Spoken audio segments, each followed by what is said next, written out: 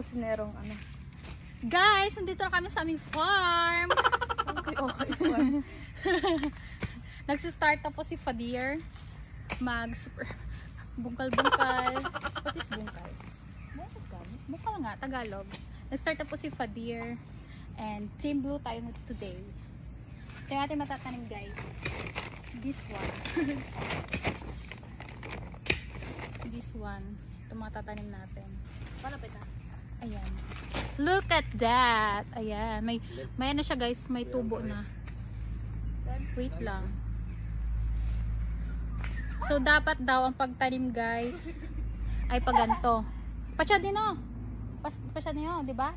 Pa-slide. Pa ganyan guys sa lupa. Ay, ako daw pro. Yan. May ano na siya. May usbod. Anong usbod? Basta ganun. Tapos itong isa, ayan, dapat pa ganyan din. Talbos, ayun, talbos. May ano na siya guys, talbos ng kamote. Ito siya guys, dapat ay nasa lupa. Kasi dito siya mag-spread yung mga ano natin. Tawag doon, balinghoy, kasaba. Kamuting kahoy. Kamuting kahoy. Oh my god, ang dami correction. Ganyan, pag ganyan. Okay, so let's start na. Ganito siya, di ba? Ayan, tapos ilalagay mo siya sa ilalim ng lupa.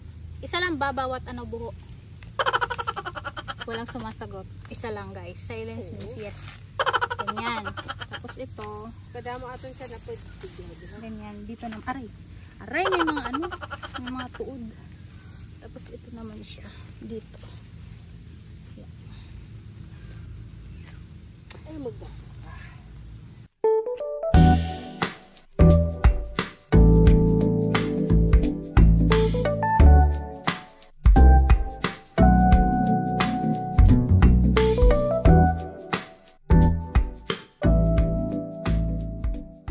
Dapat pala guys, kapag nagtatanim ng kamuting kahoy, hindi yung super ikli.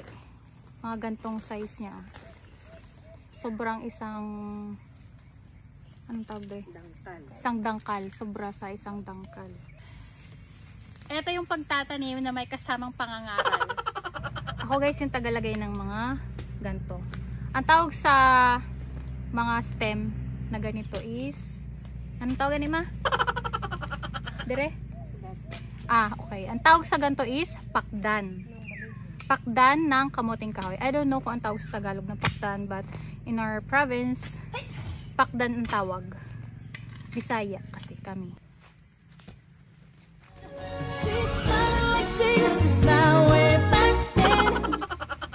Meron pala akong ano guys, i-flex sa inyo na ano dito, pagkain namin nung mga bata pa kami. Isa sa mga kinakain namin. Tara, samahan niyo ako. Dahan-dahan lang kasi medyo madulas. Ayan siya. Yung mga kinakain namin. May bunga siya ngayon. Hinog na yan. Tapos meron pa doon. Tapos dito, banda. Hindi masyado makita kasi ano, yung araw. Tapos meron doon. Ayan. Ang daming bunga. Medyo ano, mapakla. Pa siguro siya hinog. Ito hinog, masarap. Matamis na mapakla.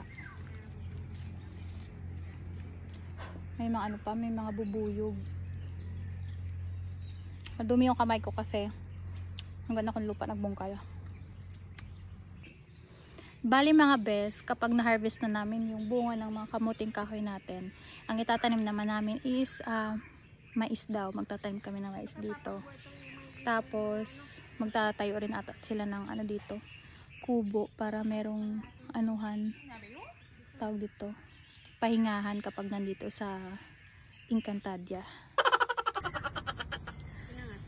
So ngayon naman guys, bago tayo bumaba ng bundok, pupuntahan muna natin si Papa kasi nagpuputol siya ng puno para lagayan ng aming lambat, yung sasabitan ng aming lambat. So tara, samahan niyo ako.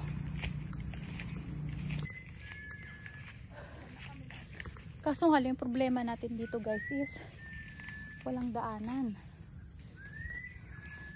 Parang papasok na talaga tayo ng Encantadia.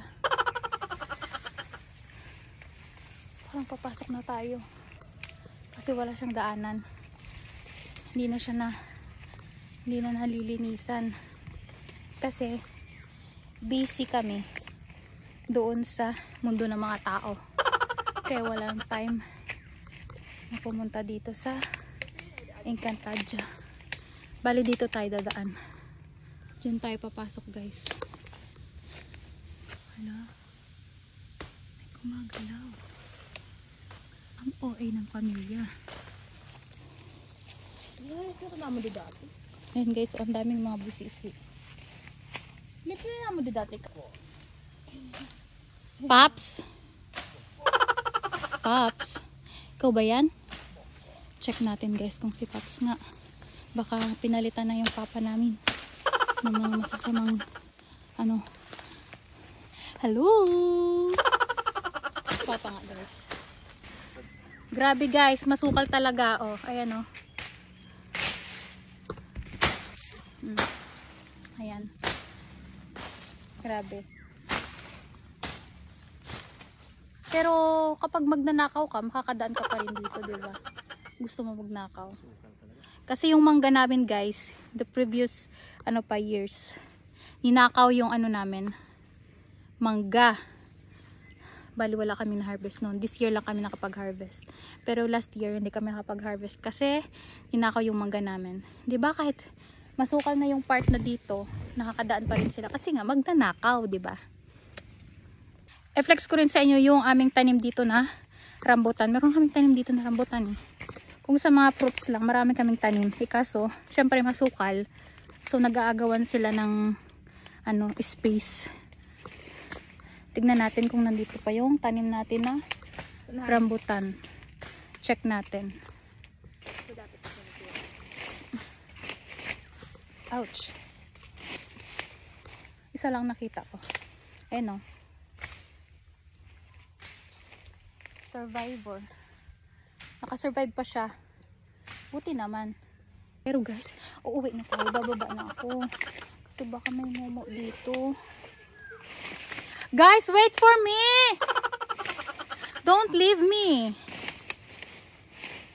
Oh my God. Iniwan na nila ang person. Mga walang puso talaga mga people, no? Mga talaga sila. Ito na sila bate. Pauwi na kami, guys. Tapos na kami. Baba na kami ng bundok. So, dito na lang. Bye-bye. Follow for more.